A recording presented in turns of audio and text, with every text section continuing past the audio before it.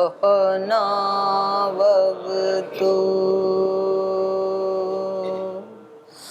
सहनौ भुनक्तु सह वीर्यं करवावहै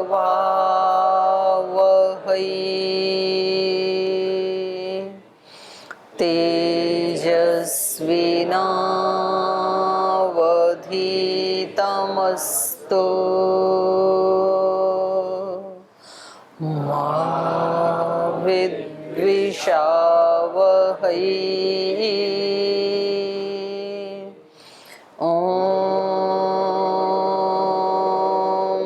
व्रतानां व्रतपते व्रतं चरिष्यामि तच्छकेयं तन्मे राध्यताम्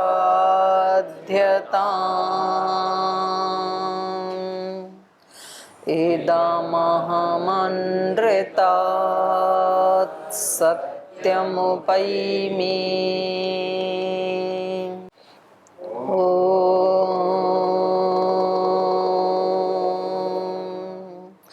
शान्ति शान्ति शान्तिः।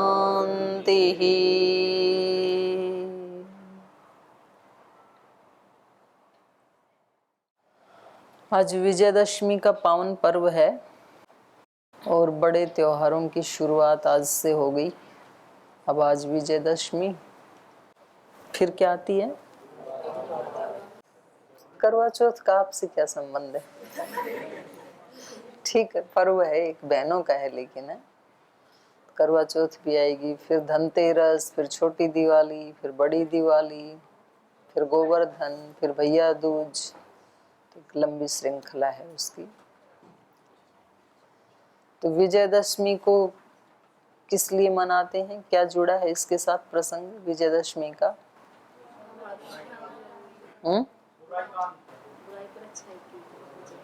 हुआ क्या था?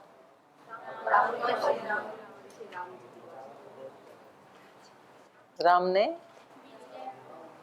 हैं? राम ने रावण का वध किया था, ऐसा नहीं, गलत, क्योंकि आप तो पढ़ रहे हो ना अभी।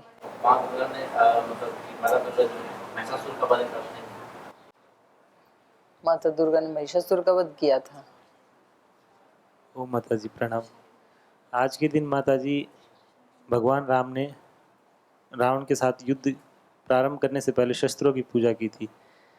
युद्ध आरंभ होने की स्थिति थी, तो मतलब उन्होंने भगवान से प्रार्थना की कि मतलब सभी सात्विक शक्तियाँ मेरा साथ दें, मैं इस धर्म युद्ध में विजय प्राप्त करूं, अन्याय के ऊपर धर्म की विजय हो, अधर्म का नाश हो, ऐसी संकल्पनाओं के साथ आज के दिवस की प्रमुखता है, विशेषता है। आप रामायण पढ़ ही रहे हैं अभी। जब आप आएंगे इसमें लंका कांड में, तो आप देखेंगे, वैसे भी सुना ही होगा इतना तो, कि जैसे ये सुग्रीव से मिलते हैं और ये तय होता है कि भैया आप हमारी समस्या का समाधान कर दो बाली से, और फिर हम आपकी समस्या का समाधान करेंगे सीता माता को खोजने में। तो ये समझौता हुआ था सुग्रीव जी के बीच में और श्री राम जी के बीच में। तो फिर उसके बाद इन्होंने तो बाली का वध कर दिया और उनको राज्य आदि सब दे दिया। उसके बाद बारिश काल शुरू हो गया, तो फिर 2 महीने बारिश काल के माने जाते हैं। तो फिर वो आया ही नहीं, 2 महीने के बाद भी आया नहीं, बारिश बीत गई तो भी।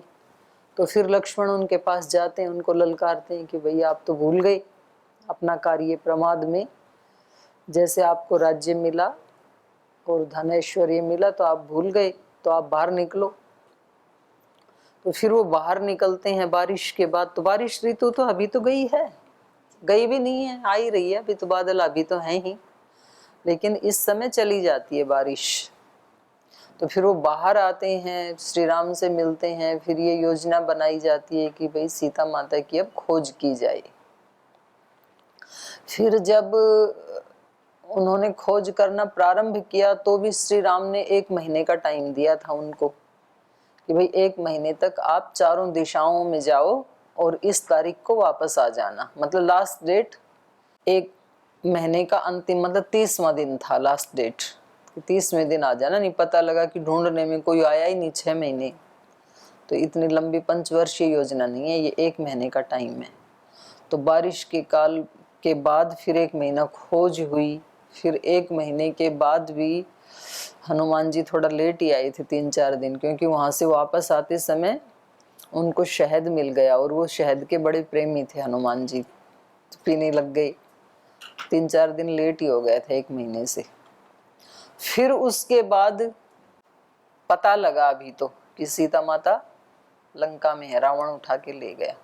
फिर उसके बाद तो फिर लंका में 2 बार उनको भेजा जाता है, शांति दूत को, अंगद को भेजा जाता है और हनुमान जी को भेजा जाता है। फिर तब भी रावण नहीं मानता है, फिर वापस आके युद्ध की तैयारियां होती हैं, फिर जाके युद्ध होता है। और फिर युद्ध होने के बाद वापस आते समय जिस क्रम से गए थे उसी क्रम से आते हुए, क्योंकि युद्ध के बाद लक्ष्मण जी कहते हैं कि भाई थोड़े दिन रुक लेते हैं, यहाँ कितनी सुंदर लंका है। तो श्री राम को ये पता है कि मैंने भरत जी को कहा था कि 14 वर्ष के बाद 1 दिन भी लेट नहीं करूंगा, और भरत जी ने कहा था 1 दिन भी लेट हुए तो मैं नहीं मिलूंगा आपको फिर। तो 14 वर्ष कब खत्म होंगे? चैत्र मास में। चैत्र मास की जो रामनवमी है उसी पे तो उनका राज्याभिषेक होना था, और उसी से अगले दिन उनको वनवास मिल गया था। तो 14 साल के लिए मिला था। तो ये युद्ध होते होते आप ये समझ लो कि चैत्र मास आ गया था। तो इसलिए ना तो श्री राम दीपावली को वापस आए थे अयोध्या लौट करके, ये हमने ठीक इतिहास नहीं पढ़ते हैं हम। दीपावली पे दीप जलाए थे, ठीक है, लोगों ने। जब श्री राम आए उस दिन भी ऐसे ही दीप जलाए थे जैसे कि दीपावली पे जलाते हैं। तो वो एक नई दीपावली जैसे ही मनी थी, ये ठीक बात है। अब यूं तो जैसे 15 अगस्त 1947 को जब आज़ादी मिली तथा कथित, जैसी भी उस दिन भी दीप जलाए थे लोगों ने, तो दिवाली की तरह से मनाया था, ऐसे बड़े लोगों ने बताया हमको। जो दादी नानी है उन्होंने बताया कि उस दिन दिवाली मनी थी। लेकिन दिवाली तो अपना शारदीय नवसृष्टि पर्व उससे भी बहुत पुराना है, तो वो अलग उससे प्रयोजन से मनाया जाता है। तो ये समझ में आता है कि उन्होंने आयुध की, अपने उनके शस्त्र अस्त्र शस्त्रों की पूजा की थी, उनको एकत्रित किया, उसकी योजना बनाई, भाई कैसे हमारे को ये युद्ध लड़ना है, किसके हाथ में कौन कौन से हथियार होंगे। तो आयुधों की पूजा की जाती है आज के दिन।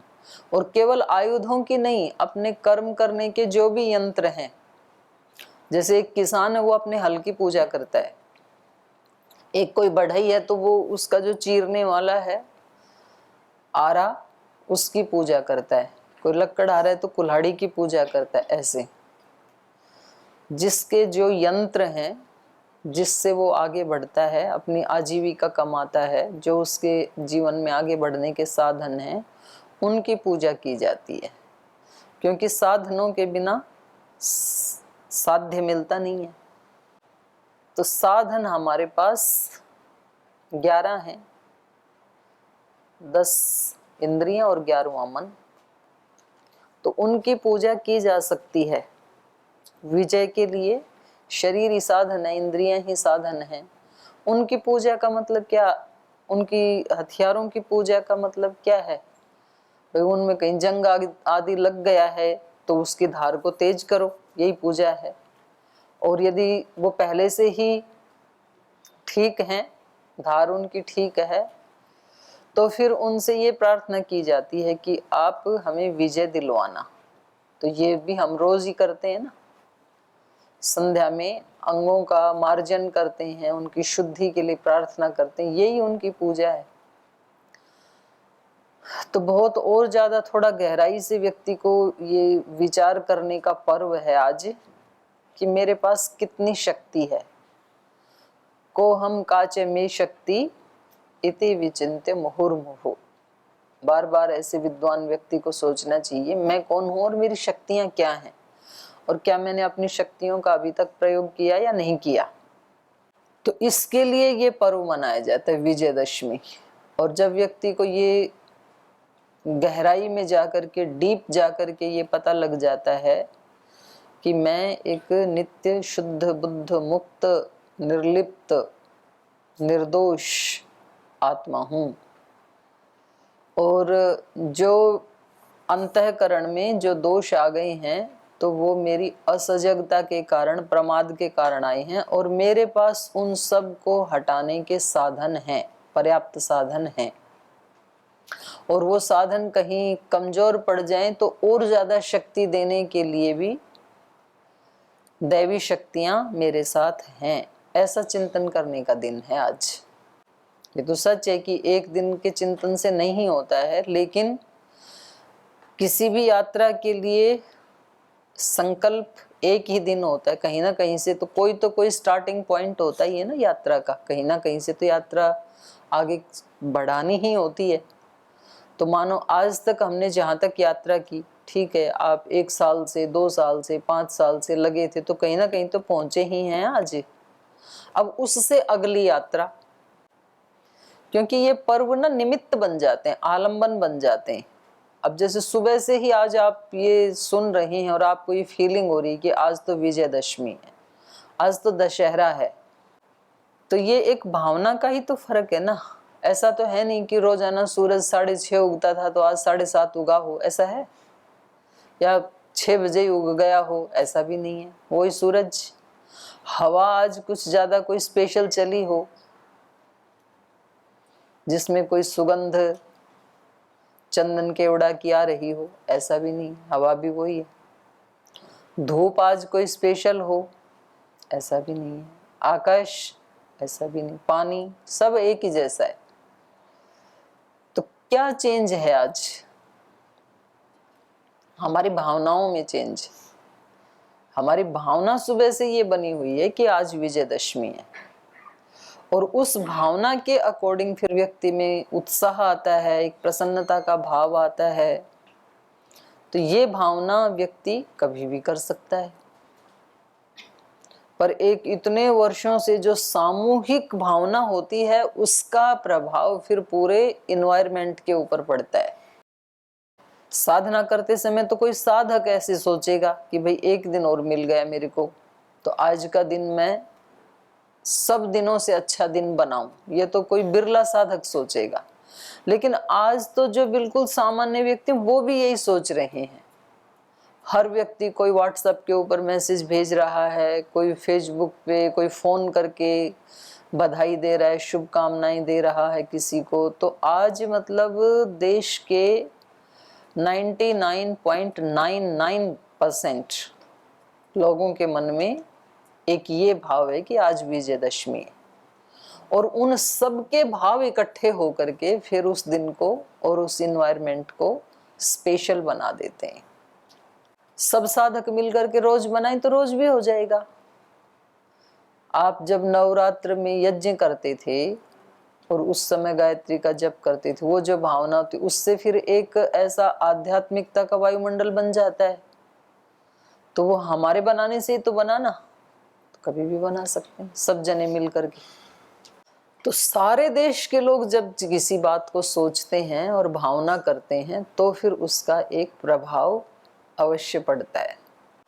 तो आज हमारे सारे आयुधों की पूजा करने का मतलब यही है कि सारी अपनी इंद्रियों को, शारीरिक मानसिक शक्तियों को सामने रख करके उनका आकलन करना, और उनका आज से फिर कैसे सदुपयोग करें कि हमें विजय मिल जाए, रावण का सदा सर्वदा के लिए नाश हो जाए, उसका एक दिन है आज।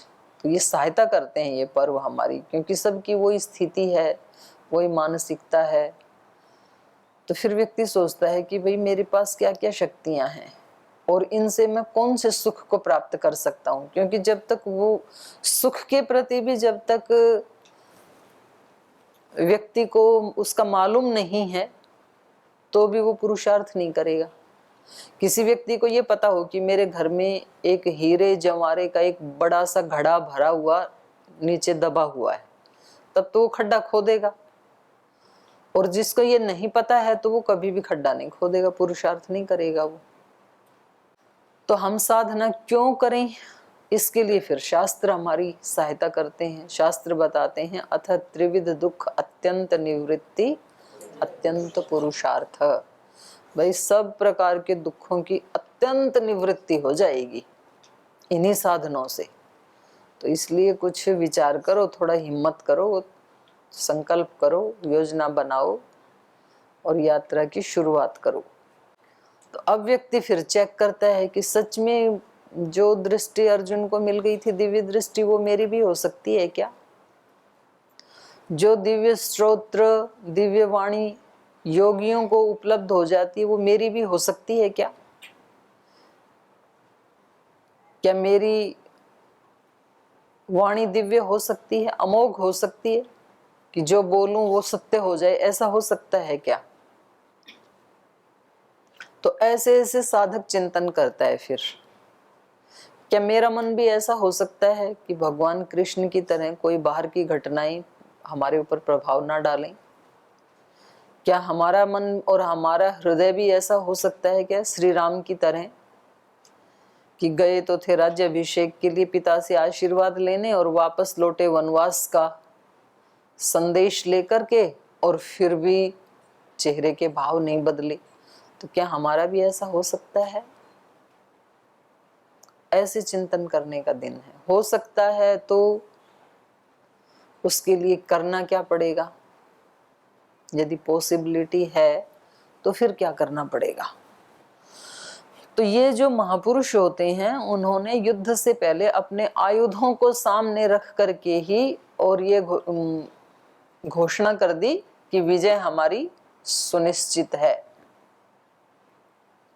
विजय हमारी होगी निश्चित, चिंता की कोई बात नहीं, लगे यदि कुछ देर विजय में हमें नहीं घबराना है, निर्भय होकर हमें जगत में वैदिक नाद बजाना है। ऐसी प्रार्थना ही करते हैं। तो महापुरुष पहले ही सुनिश्चित कर देते हैं हमारी ही विजय होने वाली है। क्यों? क्योंकि हमारे साथ सत्य है, क्योंकि हमारे साथ धर्म है, क्योंकि हमारे साथ उन इतने कोटि कोटि ऋषि मुनियों के आशीर्वाद हैं। जैसे पांडवों को पहले ही पता था कि विजय हमारी ही होने वाली है, श्री राम को पहले ही पता था विजय हमारी ही होने वाली है। ऐसे प्रत्येक धर्म पर चलने वाले व्यक्ति को अंदर से ये पता होता है कि कितने भी कष्ट भले ही आए, विजय हमारी ही होने वाली, क्योंकि हमने कोई दोष किया ही नहीं ना, कोई त्रुटि की ही नहीं। तो दूसरे यदि कोई बाधा डाल रहे हैं हमारी विजय में, दूसरे मतलब कोई बाहर का व्यक्ति भी बाधा डाल सकता है और अपने आंतरिक अपनी इंद्रियां भी बाधा डाल सकती हैं।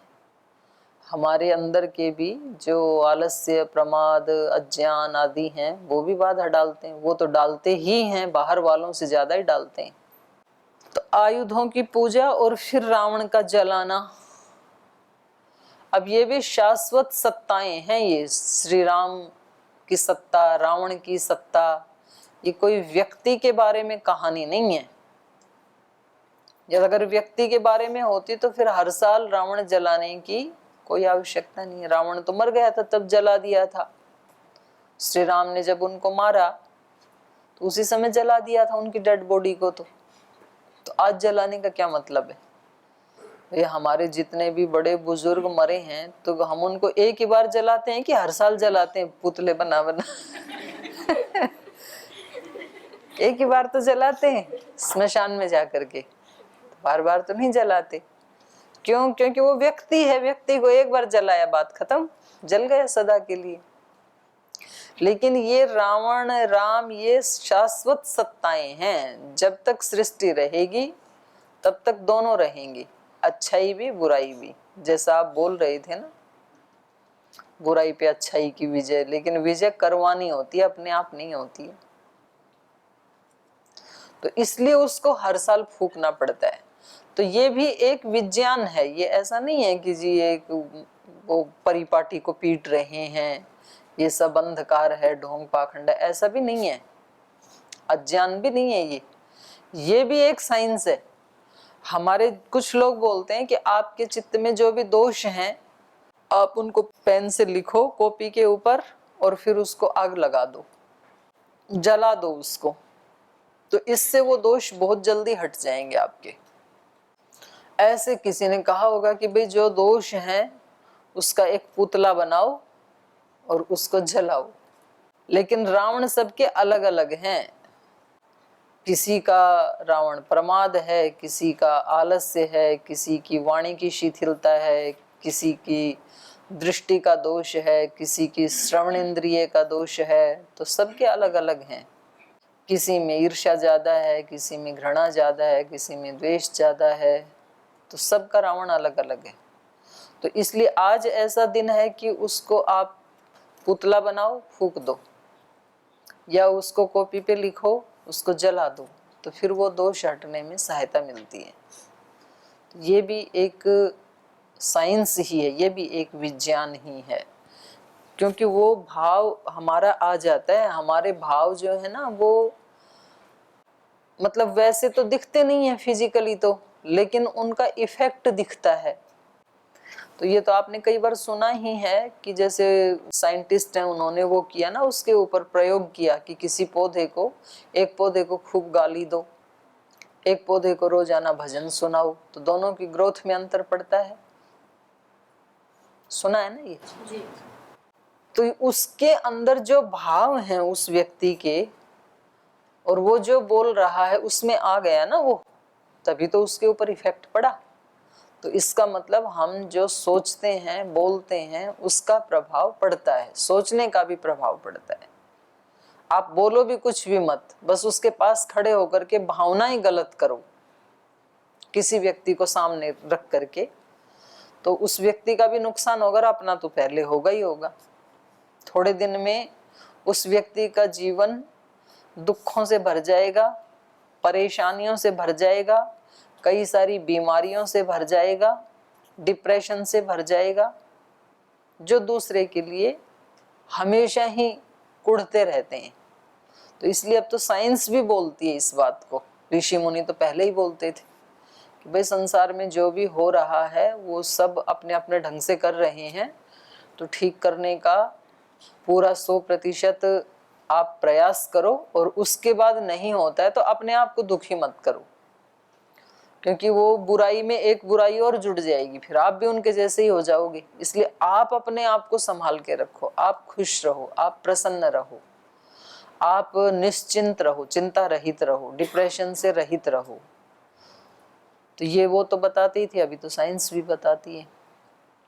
और ये तब ही हो सकता है जब हमें अपने आयुधों का प्रयोग करना आए, अपने मन का प्रयोग करना आए, हमें अपने मस्तिष्क का प्रयोग करना हमें आए, सदुपयोग करना आए। अब मन का काम है सोचना, अब उससे चाहिए अच्छा सोचवा लो या बुरा सोचवा लो, ये आपका काम है। आंख का काम है देखना, उससे अच्छा दिखवा लो या बुरा दिखवा लो, ये आपके ऊपर निर्भर करता है, वो तो सेवक है आपका। सेवक का काम तो सेवा करना है। अब चाहे आप उससे कोई सृजनात्मक सेवा करवा लो या विध्वंसात्मक सेवा करवा लो। आप कहो कि इस मकान को तोड़ दो तो तोड़ डालेगा, आप बोलो ये मकान बना दो तो बना देगा, उसका काम तो सेवा करना है ना। तो हमारे पास जो भी आयुध हैं, जो भी साधन हैं, और उनमें भी सबसे महत्वपूर्ण साधन है मन। मन एव मनुष्याणाम कारणम बंध मोक्षयोः।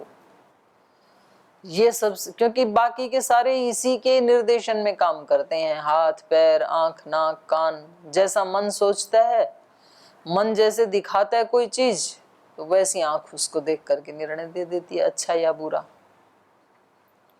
तो सबसे पहले उसका सदुपयोग, तो उसका सदुपयोग जैसे श्री राम ने किया वैसे ही हम भी करें, उसके लिए विजयदशमी मनाई जाती है। और ये तो मतलब एक, इसको क्या कहें, एक संयोग है ये कि हमारा पाठ भी वहीं चल रहा है। एक तरफ लक्ष्मण जी का आक्रोश और एक तरफ फिर राम का धैर्य, एक तरफ भरत जी को लक्ष्मण जी की दृष्टि, वो कैसे देख रहे हैं, और दूसरी तरफ श्री राम की दृष्टि। तो एक ऐसी दृष्टि है जो लक्ष्मण जी को भी तिलमिला दे रही है और उनको इतना ज्यादा भय से युक्त कर दे रही है और तनाव से युक्त कर दे रही है। भरत जी ने कुछ भी नहीं किया, अभी वो तो मिले भी नहीं है। जो लक्ष्मण जी की स्थिति है, अशांत मन, भयभीत मन, शंकालु मन, संशय से युक्त मन, अप्रसन्नता से युक्त मन, तनाव से युक्त मन, डिप्रेशन से युक्त मन, क्रोध से युक्त मन, ये किसने किया? लक्ष्मण जी का, लक्ष्मण जी की सोच ने। वो ऐसा सोच रहे हैं उनके बारे में। और यहीं पर ही श्री राम भी हैं, जो हम ये सर्ग जिसके 3-4 श्लोक पढ़े थे। अब श्री राम की दृष्टि अलग है। वो कह रहे हैं कि जरूर वो मेरे से आशीर्वाद लेने आया होगा, वो ननिहाल से आया होगा, उसका राज्याभिषेक हुआ होगा, फिर उसने सोचा होगा कि बड़े भाई से आशीर्वाद लेके आ जाऊं। तो श्री राम धीर हैं, गंभीर हैं, शांत हैं, उदार हैं, प्रसन्न हैं, एकाग्र हैं। श्री राम की ये स्थिति का कारण कौन है? श्री राम की सोच, उनकी जो थिंकिंग है, ये उसका कारण है। तो अब हमें राम अच्छे तो लगते हैं, सबको राम ही अच्छे लगेंगे, लेकिन अपने आप के ऊपर हम घटाते समय भूल जाते हैं। जब भी हमारा मन थोड़ा इधर उधर हो तो तुरंत अपने विचार को देखो कि विचार क्या चल रहा है मेरे मन में। अब मानो किसी व्यक्ति ने हमारा सच में ही बुरा किया है, तो उसके बारे में अच्छा कैसे सोचें? हमारे मन में किसी व्यक्ति के प्रति जब कोई दुर्भाव आता है, बुरा भाव आता है, तो कब आता है? जब उस व्यक्ति ने हमारा अहित किया है, कुछ ना कुछ हमारा बुरा किया, तभी तो हमारे मन में बुरा आता है ना। ऐसे तो आता नहीं है। ऐसे भी आ जाता है पर वो कम आता है। लेकिन वास्तव में कारण क्या होता है? जब दूसरे व्यक्ति ने मेरा बुरा किया। अब जब दूसरे ने मेरा बुरा किया है या किसी ने बताया कि वो व्यक्ति आपके बारे में ऐसे बोल रहा था, और अब मेरे मन में आता है कि भाई इसको ऐसे पाला पोसा, पढ़ाया लिखाया, इतना इसका किया, और ये ऐसे क्यों बोल रहा है? तो फिर उस समय हमारे मन में उस व्यक्ति के प्रति क्या आता है? अच्छा विचार नहीं आता है। अब ये अच्छे विचार न आने के पीछे हमारी कामना क्या है? क्या चाहते हैं हम? क्या चाहते हैं? ये चाहते हैं कि वो व्यक्ति हमारे बारे में अच्छा सोचे, अच्छा बोले, यही तो चाहते हैं। पर हम इस अपनी कामना को भी अपने ही मन में ठीक से अभिव्यक्त नहीं कर पाते हैं। भाव तो हमारा यही होता है कि भाई ये मेरे साथ ऐसा व्यवहार ना करे, लेकिन हम विचार फिर कौन से उठाते हैं कि ये तो है ही नालायक, इसका कितना भी कर लो इसका सुधार होने वाला नहीं है, इसको संस्कार ऐसे नहीं मिले, ठीक है जो करेगा सो भरेगा। ये भी मतलब थोड़ा वैसा ही सोच लिया, नहीं तो ऐसे कि ठीक है इसको फिर अब दंड देते हैं, कुछ भी विचार आएगा। अब यहाँ हमारी साधना की जरूरत है, अपने मन को संभालने की जरूरत है। जब हमें ये चाहिए कि ये व्यक्ति हमारे बारे में ऐसा ना सोचे और ना बोले, क्योंकि हम इसके हितैषी हैं और हम इसका बुरा नहीं चाहते हैं और हमने पहले भी इसका बुरा नहीं किया, जरूर इसको कोई मिसअंडरस्टैंडिंग हुई है। तो अब हमें अपने मन में विचार यही उठाना चाहिए कि भाई देखो आप भी अच्छे ही हो और हम भी आपके बारे में बुरा नहीं चाहते हैं। तो इसलिए हम भगवान से ये प्रार्थना करते हैं कि आपका विचार चेंज हो जाए और आप हमारे बारे में अच्छा सोचें, और हम आपको अच्छा सोचने के लिए ही अपनी तरफ से एक शक्ति भेजते हैं या एक भावना भेजते हैं आपके प्रति। हम ऐसी भावना कर रहे हैं कि आप भी शांत रहो और हमारे लिए भी अच्छा ही सोचो आप।